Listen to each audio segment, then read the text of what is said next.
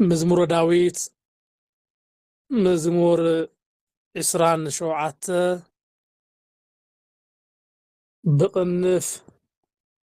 إسران شمونت قاف فقدي أربعة تمزجيبو نرخبو أملخنا نا إكزابيهر قاليو نا إكزابيهر دكي نا دنجل ماريام فتوتي أملا عالم زلهاتهم غيرهاتهم إكزابيهر قال خنقرنا أيو إكزابيهر نهيوتنا مدحانيتا خمقبا أيو إلهم بإمنة عالم سعيرهم قالونا مسمع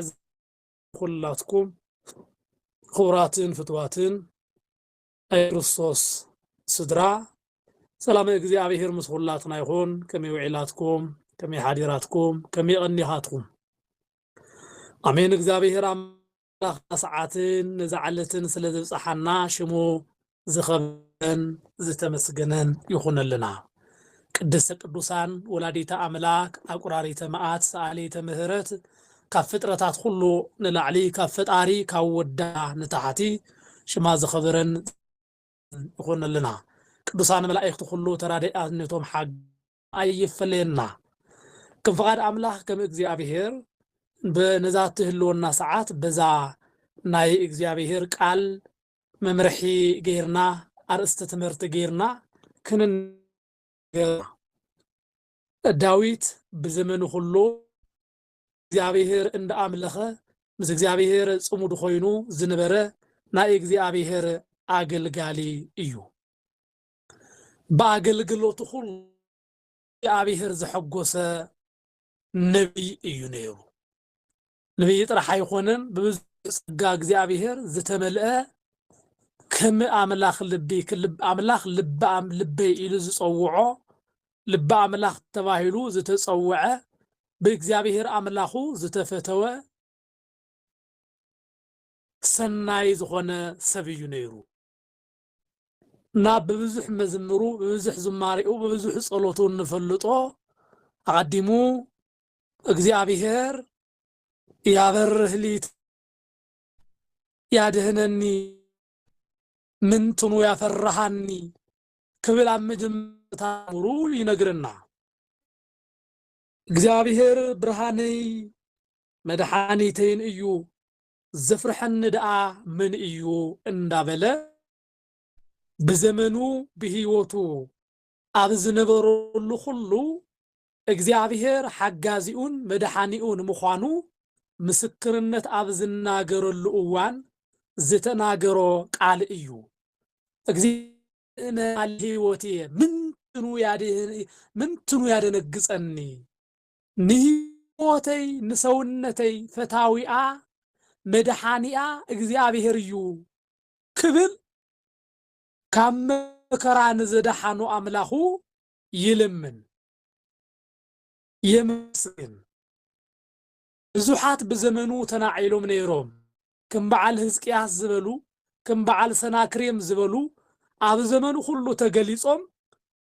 بسيوم ونيروم بعيلي مسيوم ونيروم سوى يقربوني اكويان يبلؤوني سقاي نسقاي خبلعو كتفوني أباي مسيوم نيروم مالت جنزبي كزرفو حابتي خزرفو نعاي خطفو عبز مسؤول اوان بعال إفريم بعال سناكريم بعال مناسيه نزياتهم كله صاتي بخفو نجر كخبوني كلو را أدحانني يبل ببزح مكرا أبهيوتكم انت تخببكم نهيوتي إكزابيهر يو بدحانيتا إكزابيهر يو فواسئا إكزابيهر يو مدحانيتا خطبلو يقبع داويت نا إكزابيهر مدحانيتنت زتعا سبب مخانو أبك قدمي أون زمصو صلاة كله فصو ما يفرحو من نيرو بإግዚአብሔር أملاخو تأمامينو بفطار وحجيرو نتوم ببزح أئلاف زقصرو صلاته كله زسعر له عقمي نيرو بمنتاي حيلي بمن حيلي بإግዚአብሔር حيلي نهيوتنا مؤمنا نهيوتنا مدحانيتا نهيوتنا منقدئا እግዚአብሔር እዩ እዚ ሁሉ ዘርዚሩ ዳዊት ይናገር ስለ ነፍሱ ስለ ህይወቱ መድኃኒትነት በዝግባ ይገልጽ ወእመኒ ሮዱኒ ጸባይት አንሰ ቦቱ ተወከልኩ ببزح السراويت ولا أنت تخببخو بزح أستي أبيه وتي أنت مسؤو بزح أبيه وتي أنت خببني بذي أبيه الخلو تأمامينا الخلو خسع رأيه نمنتاي نفسي بو نعلا إيفل بذي أبيه رز تأمنه بذي أبيه رز تدقفه دقاف مركوسو أي سبرن بإግዚአብሔር حيلي اسكع صقعي اسكع موداتا خاو غبره أز عالم زلو حيلي أي سعرون بإግዚአብሔር بزي متممانا إنا كو عالم فرحت خويننا نبر زلنا داويت ግን ካብ ህፃንነቱ ጀሚሩ ዝተኣማመኑ ኣምላኽ ስለ ዘለዎ ወላ ሰራዊት እንተኒ أنا أيك فرحنية مخنياتو اتوم صلاته كله كم تكي زبننوم أملاخ أبتقاي ألو اتوم صلاته مكرا أنت بزحلي سخيلوم يدخمو ألو انبر بنفسن بسقان بحيل እግዚአብሔር كصفو يوم قبل حج جميرو زلع أتي كله بإግዚአብሔር كسعرو إيم أنا زفرحاني نجار يبلن أبز عالم زلو سراويت أبز عالم زلو حيلي ولا أنت خببني بإግዚአብሔር أملاك كسعر إيه يبل أبيوتنا زلو صلاة ديابلوس بوك نسعر እግዚአብሔር حيلي خننا نسو حيلنا سللو خونه نسو موجسنا سللو خونه نسو متأمان بكل نجار بإግዚአብሔር كنأمن يقبأنا آمنو إيه منم كعايف رحانن إيو يبل داويد بمقصال جن إذا كل نجار مستناجره لإግዚአብሔር حانت نجار يلمنو قالو أهت لإግዚአብሔር وكيها أحسس نتيب نجار كله زت أمامنو نس سعر له حيل أبك أدمتهم صلاتي كله حيلن برهانن زخونني نهيوتي برهان زخونا نسو እግዚአብሔር أب هيوت أنا ونا أبو خنبر نግዚአብሔር لمن خو يبل ذات سفازي أجن أب دحريت كله نزرزرهم حيل خوينا زتجلست له إياه إذنا እግዚአብሔር حيلي إذنا እግዚአብሔር موجس إذنا እግዚአብሔር سلان إذ كان من بار أبيت እግዚአብሔር من بار أقداسو قد أيو كابتي سبب على صقا زخونه كابتي سبب حابت زخونه هاتو تخافالي ناي هابتو وراسي نمخان ناي እግዚአብሔር مخانا قديمو يدل إيو سلازي كل نجار حيل زخونن عالم كل سلطانين مختاين انت أيو يبل داويت እግዚአብሔር سلازي هاتسالك ول እግዚአብሔር وكيها أحسس نግዚአብሔር ግን حانت نجار لملخو حانت إيان السايبل نساون يدل أيه وكيها أحسس حانت نجار እግዚአብሔር لمنخو كما اهدر لإግዚአብሔር بكل مواعيل هيوتي بزمن مواعيل كله مسوخ نبرن እግዚአብሔር لمنخو نساون بكل زمن هيوتي እግዚአብሔር كنبر نግዚአብሔር زحقسو خرئي عم مقدسون كستنتن إيه يبل ونت حيل زخونو نتي بمعات مكرا زسورو እግዚአብሔር كل جزء مسؤول كهون يناف እግዚአብሔር ክንደይ ግዜ ካብ መከራ ውፅኢና ካብቲ መከራ ኩሉ ክሰዊርና እንዳሃለወ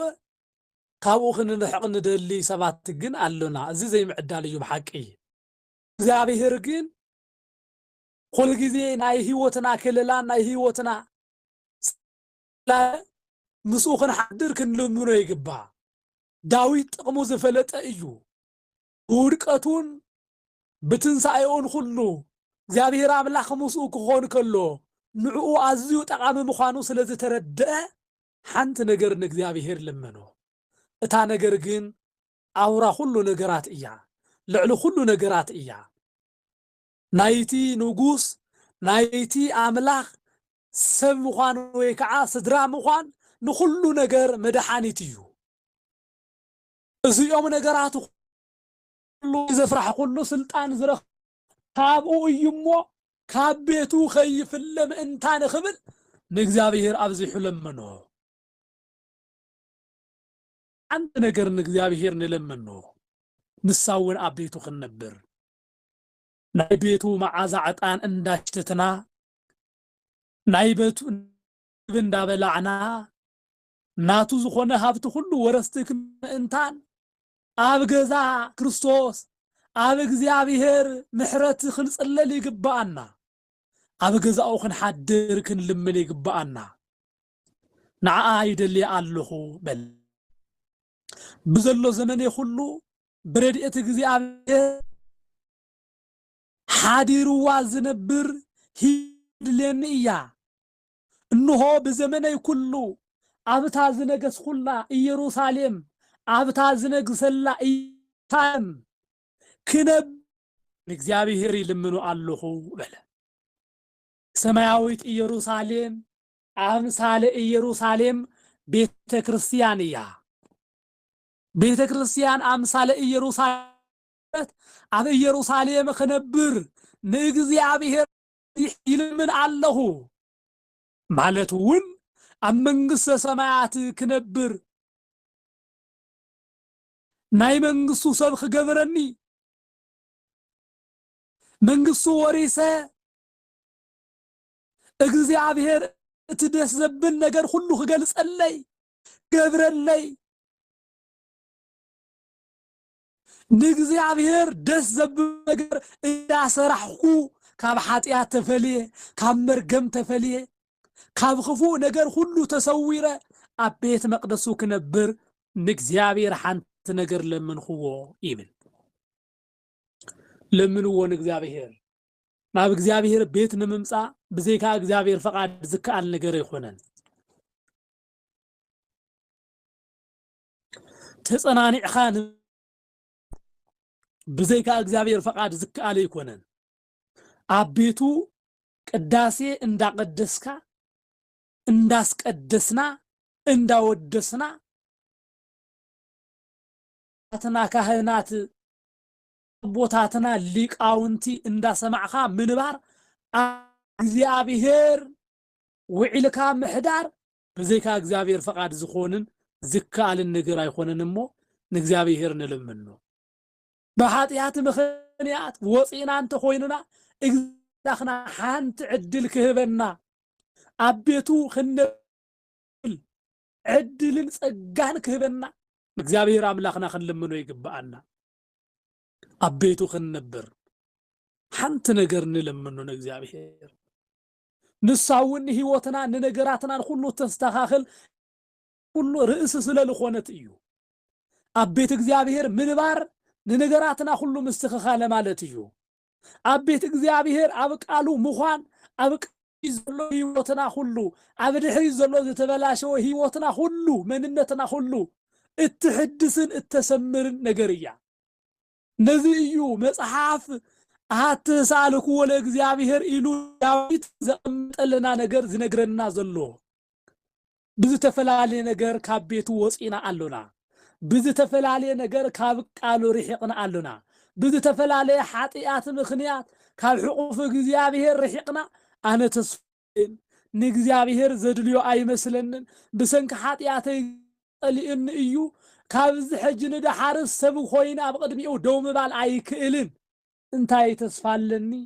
እንታይ ዋጋለኒ እንታይ ኸዝጠቅም ህይወት ኣሎኒ ኢልና ድኺምና ካብ ቤተ መቅደሱ ካብ በርኣፉ ካብ መቅደሱ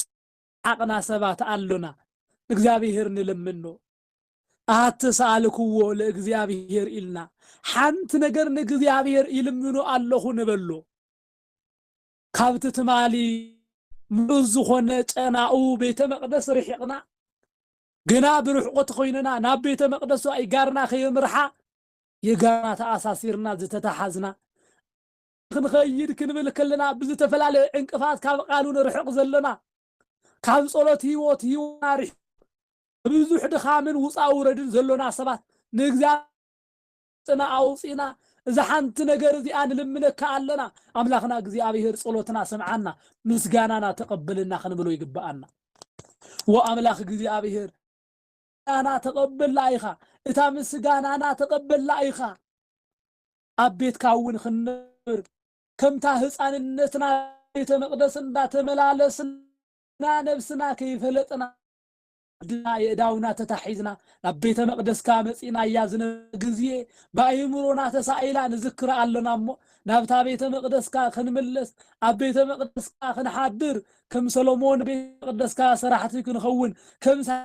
ቤተ መቅደስካ እንነብር ሰባት ክንኸውን ዳዊት ኣብ ቤተ መቅደስካ ብሓጢኣት ዋላ እንተጠፍአና ተመሊስና ናባኻ እንመፅእ እንኸውን ሰባት እግዚአብሔር ርዳኣና ክንብሉ ዳዊት ዝለምና ልመና ብህይወት ክፈርሕን ክድንግፅን ዘይክእለላ ህይወት ዘለዋ ፍጹም ሰላምን ቅስነትዋ ህይወት ዝሃቦ እግዚአብሔር ስለልኾነ ህይወቱ ሁሉ ንርዳዳ ተኣማማኒቱን ዝኾነት ናይ እግዚአብሔር ምሕረት እያ ታ ናይ እግዚአብሔር ምሕረት ትዓ ኣብ ቤተ እግዚአብሔር ብምጽናዕ ኣብ እግዚአብሔር ተስፋ ብምግባር ስለልኾነት እዩ ዳዊት ነዛ ልመና እዚኣ ዝልምና ዘሎ ነዛ ልመና እዚኣ ብዘመነይ ሁሉ ብረድኤትኻ ሓዲርኻ ኣና ብትነብር ኣብ ቤተ ክርስቲያን ኣነብረኒ ክብል ከሎ እዩ ኣብ ኢየሩሳሌም ድርኒ ክብል ከሎ ዳዊት ይልምን ኣሎ ኣብታ ዝነገሰላ ኣብታ ዝዓበየላ ዳዊት ናይ ኣብ ኢየሩሳሌም 40 ዓመት ዝኣክል ገሰብ እዩ ስለዚህ ይብሎ ኣሎ ንእግዚአብሔር ኣብታን ዘለዓለም ዝነገስኹላ ንዘለዓለም ክብረይ ኣብ ኣገበር ራእይኻ ካብ ኢየሩሳሌም ብረድኤት ኣብ ካብ ትግለጸላ ቤትካ ኣይትፍለኒ ኢኻ ይብል ብረድኤት ካብ ዝግለጸላ ቤተ ክርስቲያን መድሃኒ ዓለም ኣይፍለየና ብዙሓት ብገንዘብ ጥቕሚ ካብታ ረድኤት እግዚአብሔር ዝግለጸላ ሰማያዊት ኣምሳል ዝኾነት ቤተ ክርስቲያን ዝረሓቁ ኣለዉ ቃሎም ተጋጊው ድምጾም ድምጽ መናፍቃን ሰሚዑ ፍቃን ብምኻድ ናብ ዘይኣመንቲ ብምኻድ ህይወት ሁሉ ካብ እግዚአብሔር መንገዲ ርሒቁ ናብ ቤቱ ከይምለሱ ብብዙሕ ምኽንያት ተታሒዞም ናብ ቃሉ ዘይመጽእሉ መንገዲ ተፈጥ ብዙሕ ድኻም ዘለው ሰባት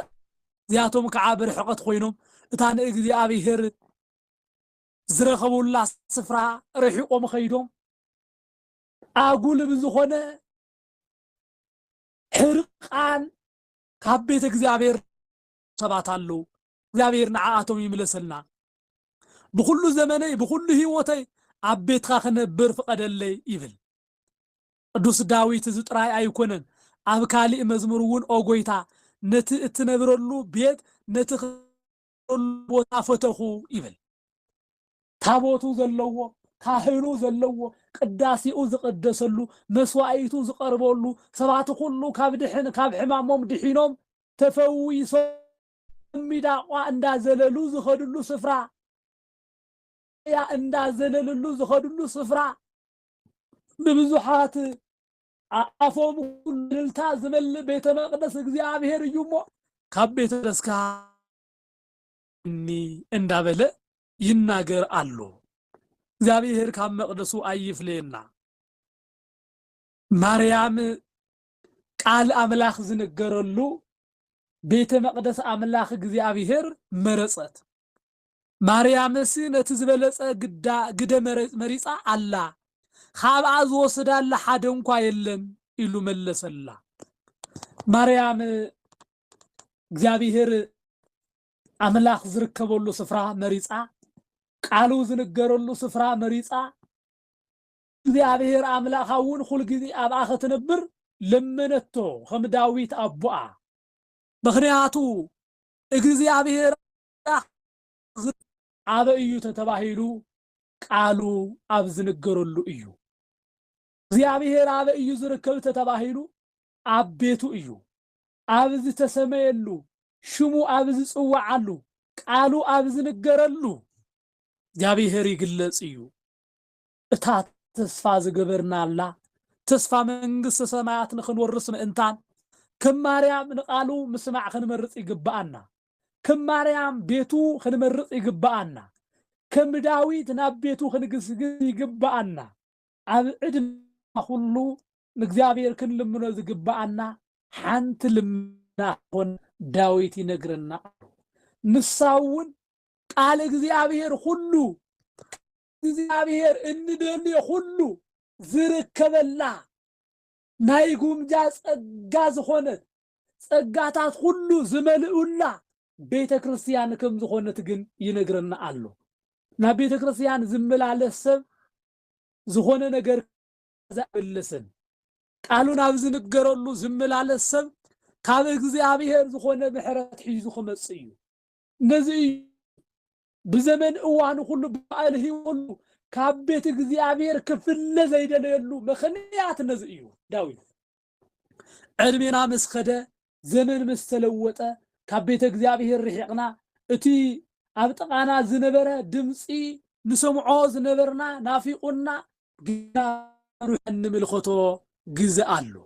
እዚ ብርሑቕ ኮይኑ ሓደ ግዜ በሰማዕናዮ በዓኣ ተሪፍናሉ ምስ ኣበታ ሰማዕናላ እዋን በዓኣ ተሪፍናላ እንኸደሉ ግዜ እውን ስለ ዘሎ እግዚአብሔር ግን ብሞትናን ብሂወት ካብ ቤቱ ከይፈልየና بهيوت سجا عندها اللونا قالوا عندها سمعنا أبيتو عندها تملا سنا خنبر بإنتان كم أموداتا زمننا مالت بزمن موداتا فسامة عدمينا خعاني نمن قصنا أتولو عدل إغزيابيهر كهبن خلق زينا أملاخنا إغزيابيهر كل منو يقبع خموخن قبر كلنا إنا إغزيابيهر أملاخنا حقوسات خوينا نبر إنخئل እግዚአብሔር ከዓ ይብለና አሎ አቤቱ ክንነብር ከለና ቤቱ ደቂ ክንኸውን ከለና እትና እግዚአብሔር ዝሆኑ ናትና እዩ። ስለዚህ ንእግዚአብሔር ሁሉ ጊዜ ክልምኖ ይግባ። ምክንያቱ እግዚአብሔር አምላክና ሁሉ ጊዜ ብምሕረት መንገዱ ክንኸይድ ዝለድሊ አምላክ ስለ በትናይ ምሕረት መንገዱ ኸይድና ናይ ዘለዓለማዊ ቃሉን ምሕረቱን ክንረክብን ስለዝደሊ አምላክና እግዚአብሔር አቤት ንኾን ዝደሊ ናይ እግዚአብሔር አምላክ ብርሃን ኣብ ልዕሊና ይኹን ተግባራ አዳውናውን ይቅንዓልና እግዚአብሔር ናቤቱ ክንመጽእ ከለና እግዚአብሔር አምላክና ብርሃንና እዩ። እግዚአብሔር አምላክና ተግባራ አዳውና ስራሐ አዳውና ሁሉ يقنعلنا أيو نزي أيو داويد ننبسي برهانان مدحانيتان أيو إنه خعا أبيت مقدسو صمود خوينة كم بعراي نغزابير أملاخ زقلقل خوينة بعراي نتي بعالوانا أخم زقلقل أنون نعو باريا خوينة እዋን ሁሉ ጽላሎት ረድኤቱ ክስውረን ምእንታን ምሕረትካ ሰውረኒ ብምብዓ ጽላሎት ንአብርሃምን ንይስሐቅን ንያዕቆብን ሁሉ ታትና ብረድኤትካ ጽላሎት ሰውርካዮም አምላክ ንዓይውን ሰውረኒ ካብ ከራውፂኻ ብተድላ አንብረኒ ተድላን ደስታን ዘሎ አበ እዩ አቤቱ እዩ አቤት እግዚአብሔር እዩ ዘሎ ተድላን ደስታን ሓጎስን ስለዚህ አብታ ተድላን ደስታን ዘለዋ ገዛ ህይወትካ ክትንበረኒ እግዚአብሔር አምላክ አድሕነኒ ኢኻ እንፀይቲ ጸሪቦም እምኒ አለዚቦም ጣዖት ሰሪሖም ዘምልኹ ስለዘለው ናባቶም ልቦና አይ ከይር ምእንታን በአምልኾ ጣዖት ከይስራሕ ከይምረኽ ምእንታን እግዚአብሔር አምላኽ ብዘመነይ ኩሉ ንስኻ ብዘቆምካያ ክኸይር ምእንታን እንሆ እግዚአብሔር ንጸላእተይ ኩሉ ክስዕር ምእንታን በቲ ዝገበርኽዎ ኃጢአት ከይጠፍእ ምእንታን ካብ ቤትካ ንሰዓታት ንደቃይቕ እውን ከይጠፍእ አንበረኒ ኢሉ ዳዊት ይልምን አሉ አቤቱ ክንነብር እግዚአብሔር አምላኽ ይሐግዝና ኣብ መቅደስ እግዚአብሔር ኣብ ቤት እግዚአብሔር ምንባር ዝመሰለ ነገር የለን ኃጢአተኛታት በደለኛታት ካብ እግዚአብሔር ዝረሓቅኩም ንዑ እግዚአብሔር ይጽዋዓኩም አሉ ኣብ ዓለም ዘለው ሁላቶም ካብ ቃሉ ዝረሓቁ ሽሙ ካብ ዝደንጎይኡን ከይተረፉ ቅዱስ አምላኽና እግዚአብሔር ብፍቅሩ ቃል ይጽውዓሉ ንኹሉ ሰብ እግዚአብሔር ዝጽውዓሉ ናብ ቤቱ ዝጽውዖም ዓለምን እዩ ተባሂሉ ካብ ቃሉ ዝረሓቁ ካብ ቤተ መቅደሱን ዝረሓቁ ሎሚ ብዝኾነ ግሕተት ትማሊ ብዝነበሩዎ ህይወት ናብ አዳራሽ መናፍቃን ስለልኸዱ ሎሚ ልቦም ክምስሐሰበ ነገር ግን ምክንያት ዝተረፉ ኣብ ጸልማት ገዛት ዓጽዮም ዝተረፉ አሉ እዚ ስሕተት እዩ ሰባት ኮይንና ክንህሉንና ኮይኑ ዘይጋገ እንጭ ኮይኑ ዘይጠይስ የለን ስለዚ ማሊ ብስሕተት መንገዲ ኸይድኹም እቲ ናይ ቤተ መቅደስ ጨናኡ እንዳዓወደ ይጽውዓኩም ዘሎ ፍቅሪ እግዚአብሔር ኣብ ልቦናኹም ዓሪፉ እንዳሃለወ ነገር ግን ብምኽንያትን ፍርሓትን ካብ ቃሉ ዝረሓቅኩም ሎሚ ብጸላእቲ ዝተኸበብኩም እቲ ናይ ትማሊ ምሕረት ረድኤት እግዚአብሔር ዝሰኣንኩም ሁላትኩም እግዚአብሔር አምላኽ ካብ ምስጋን ካብ ምውዳት ናብ ቤተ መቅደሱ ካብ ምምልላስ ስጋው ደሞ ካብ ምብላዕ ካብ ምስታይ ዝደሓርኩም ሁሉ ናብ ቤተ መቅደስ ክትመጹ በቅዱስ ዳዊት ጽውዓው ኣለኹም ምላ ዓለም ዘለኹም ኣብ ምላ ምድሪ ዘለኹም ደቂ ሰባት ዝኾንኩም ሁላትኩም እግዚአብሔር አምላኽና በፍቅሪ ይጽውዓና ኣሎ ኃጢአትና ንበደልና ንከይተቆጻጸረ ለሙውን ናብኡ ተመሊስና በቃሉ ተመጊብና ናብ ቤቱ መጺና ሓንቲ ነገር እግዚአብሔር ለሚናዩ ኣብ ሕማምና ብጥዕናና ብሞትና ብህይወት ሁሉ ኣብ ቤቱ ክንነብር እግዚአብሔር ንዑ ይብለና አሉ ዳዊትን ገና ንግዝና ቀደም ምምጻው ጀሚሩ ንእግዚአብሔር ክለምነ ከሎ ብምንም ይኹን ብምንም ግን ኣብዛ ዓለም እዚ አንከለኹ ከእግዚአብሔር ካብ አይትፍለየኒ ቃልኻ ካብ ዝሰምዓላ ቤትካ ድምጽኻ ካብ ዝረኽበላ ቤት አይተውረኒ ኢኻ ናዓድ ሃበኒ ኢኻ ዋላ እንተ በደልኹ እንኳ መሊስካ ናብ አግበረኒ بعلم مكرا كابخ الساقة بيدك مكرا تقبلهم حشني اندابل نجزابيهر لمنا يقرب نبرة مقنياتو نجزابيهر كابنا علم مقصعتي نا يجزابيهر مقصعتي حشنا نجزابيهر عزيز لمنو زلون مقنياتو برهانو سللخونه مدحانيتو سلزخونه خوينو زفرح منيو مس እግዚአብሔር خوينو زدنገጸ منيو እግዚአብሔር ኣብ ህይወትና ስለዘይለኮ እዩ አቦና አዳም ድንጉ ዝኾነኮ ካብ እግዚአብሔር ክንፍለከለና አይናኮ ናይ ዓለም ነገራት ሁሉ ከፍርሑና ዝኽእሉ እዩ እይደንግጽ ልብክሙ ዝተባሃልናሉ ምስ እግዚአብሔር ኾኑ ከምት ናይ አደም ናይ መጀመርታ አዳም ከም ዝደንገጸን ከም ዝሰንበደን አይትኹኑ ምክንያቱ እግዚአብሔር ንህይወትኩም መድኃኒታን መንገዳን እዩ ቅዱስ ዮሐንስውን خمز خبل ينغرنا አሎ አወንጌል ቃሉ ልብኹም አይሸበር በእግዚአብሔር እመኑ ባዩ እንዳበለ በፍርሃትን ብርዓድን ከይነብር ምእንታን ይነግረና አሎ እግዚአብሔር አምላክ ብርሃን ኾይንና ክነብር ምእንታን ህይወት ኾይንና ኣብ ህይወትና ክግለጽ ምእንታን በህይወትና ከፍርሃ ولا حنت نجر كيهن تان نجابت ተኣማመኒና ጌርና ክንሕዞ ይግባእ ንዙ ኸዓኒ ንእግዚአብሔር ሓንቲ ነገር ክንልምኖ ይግባእ ንሳውን እንደልያ ብህይወትና እያ ኣብ ቤቱ ክንነብር ኣብ ቃሉ ክንነብር ከይሰማዕና ካብ ምንባር ምግባዊ ናይ ስጋ ምግብ ተዘይበላዕ ተኸይኽበላዕና ምንባር ይሕሸና እዚኣ ክነውላውላ ዘይግባአና ዓባይ ምርጫና ክትኸውን ይግባእ ኣብ እግዚአብሔር ቤት ዘለው ማንም ኣየደንግጾምን እውን ኣብ ህይወቶም የለን እግዚአብሔር ብርሃኖም እግዚአብሔር ደሓኒቶም ስለልኾነ ናይ እግዚአብሔር ዝኾኑ ኣብ ቤት እግዚአብሔር ዘለው ኣይፈርሑን መተኣማማኒኦም እውን ኣብ ዓለም ይኩን መተኣማማኒኦም እውን ገንዘብ መተኣማማኒኦም እውን ስልጣን ይኩንን ኣሳቶም ንሳቶም ዝተኣማመኑላ ዋና ነገርን ሓንቲ ነገርን ኣላ ንሳውን በእግዚአብሔር እያ ኣብ እግዚአብሔር ስለልኾኑ ኣብ እግዚአብሔር ዝኾነ ናይ እግዚአብሔር እዩ ስለዚህ ቅዱስ ዳዊት ክብለና ከሎ ንእግዚአብሔር ክልምኖ ኣብ ቤትካ ክነብር ክብል ከሎ ናትካ ኮይነ ክነብር ማለቱ እዩ ናይ እግዚአብሔር ደቂ ክቡራትን ፍትዋትን ናይ መን ይኹም ንስኻትኩም ናይ መን ይኹም ኣብ ህይወትኩም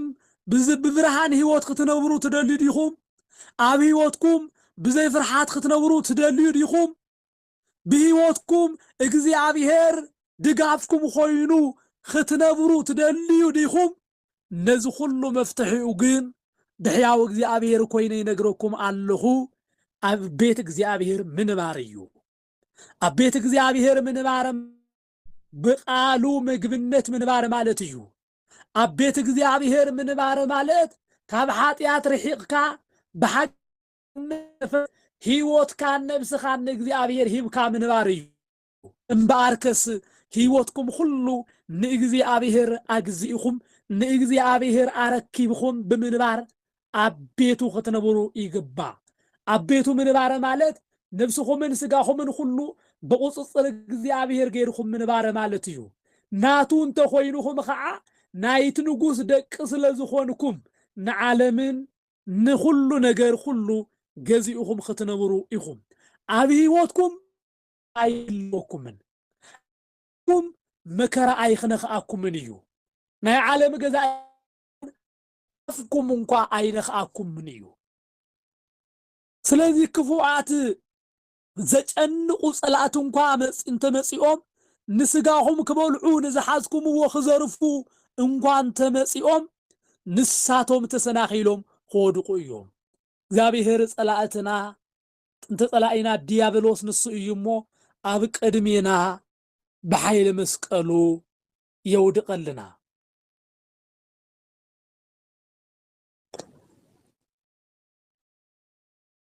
እግዚአብሔር አምላክ بقالو صنعنا خنبر مئنتان بقالو تمريحنا خنبر مئنتان نسو نسقانا ننان كتفؤو نزمسو كل نسو بمحرتو بقالو بدحرينا زموصن بقدمينا زموصن كله يودق لنا سراويت انت خببن انكوا لبي اي فرحن كوينات انت تلعل انا بؤ امن ايه يمن بمن يزمن بؤ ناي እግዚአብሔር ዝኾነ በእግዚአብሔር ኃይልን በእግዚአብሔር ቃልን ዝነብር ሰብ ሁሉ ጊዜ በእግዚአብሔር ተአማሚ ነው እዩ ዝነብር ስለዚህ ናይ እግዚአብሔር ደቂ احنا ተአማሚና خنبر انت دليهم اب نبرو بقالو صنعو بمخرو تمخرو ابيتو نبرو እግዚአብሔር አምላክን ሁላትና ካብ ቁልዕነትና ሒዝና ብርባዓን በሰማያና ተቀበልና ያ ጸጋ ሀብቲ እግዚአብሔር አምላክ حليون اخبيرون نزلالم መንግስቱ ሕጹያትን ምሩጻትን ይግበረና ዘመሃረና ዘመዓደና አምላክና እግዚአብሔር شمو زخبرن ዝተመስገነን ይሁን አሜን ወሰብዓት ለእግዚአብሔር ወለወላዲቱ ድንግል ወለመስቀሉ ክቡር يغني الليل